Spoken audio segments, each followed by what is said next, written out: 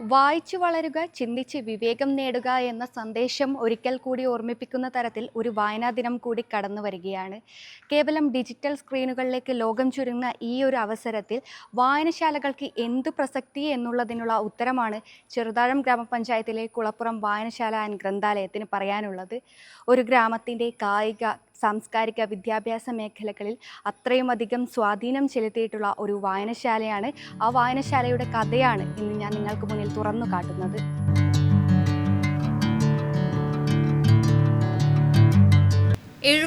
വർഷങ്ങളുടെ വിപ്ലവകരമായ സാംസ്കാരിക യാത്ര.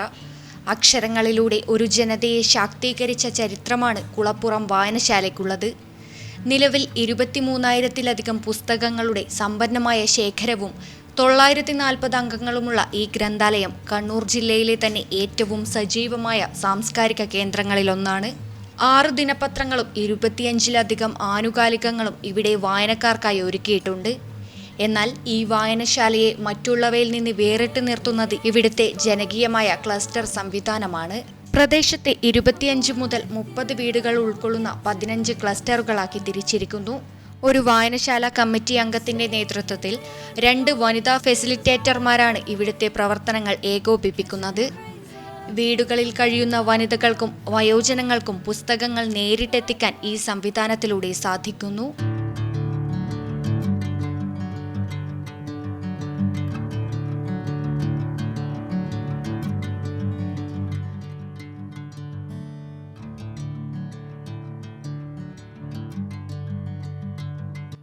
വായനശാല സ്ഥാപിതമായിട്ട് 25 വർഷമായി.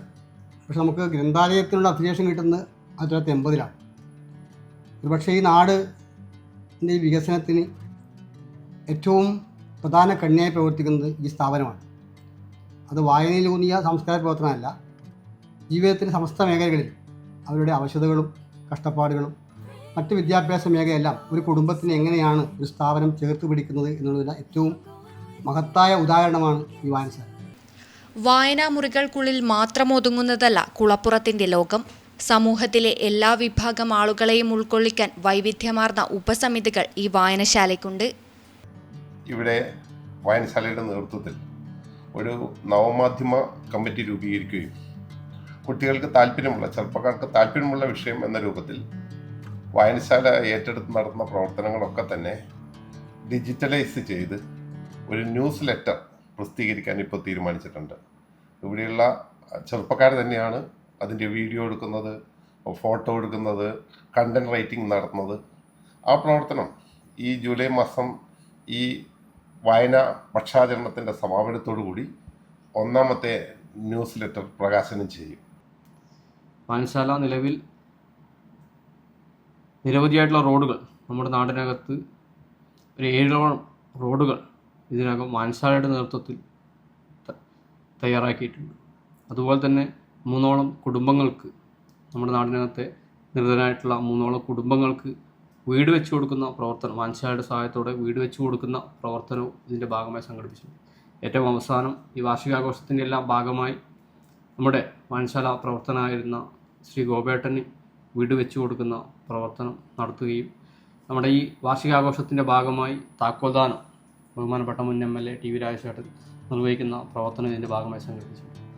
അറിവ് പകരുക മാത്രമല്ല, നാടിന്റെ അടിസ്ഥാന വികസനത്തിലും കാരുണ്യ പ്രവർത്തനങ്ങളിലും കുളപ്പുറം വായനശാല മാതൃകയാകുന്നു. വായനശാലയുടെ നേരിട്ടുള്ള ഇടപെടലിലൂടെ പ്രദേശത്ത് 7ഓളം റോഡുകളും 3 വീടുകളുമാണ് നിർമ്മിച്ചു നൽകിയത്. കേവലം ഒരു പുസ്തക വിതരണത്തിനപ്പുറം ഒരു ജനതയുടെ ജീവിതത്തെ, അവരുടെ ഹൃദയത്തെ അത്രമേൽ സ്പർശിച്ച ഒരു ജനകീയ പ്രസ്ഥാനമാണ് കുളപ്പുറം വായനശാല ആൻഡ് ഗ്രന്ഥാലയം. ഈ ഒരു വായനാ ദിനത്തിൽ വായനയും സാമൂഹിക പ്രതിബദ്ധതയും എങ്ങനെ കൈകോർക്കുന്നു എന്നതിൻ്റെ ഉദാഹരണം കൂടിയാണിത്. കുളപ്പുറത്ത് നിന്നും ക്യാമറമാൻ പ്രണവ് പെരുവാമ്പയ്ക്കൊപ്പം അഞ്ജലി ലക്ഷ്മണൻ, നെറ്റ്വർക്ക് ന്യൂസ്.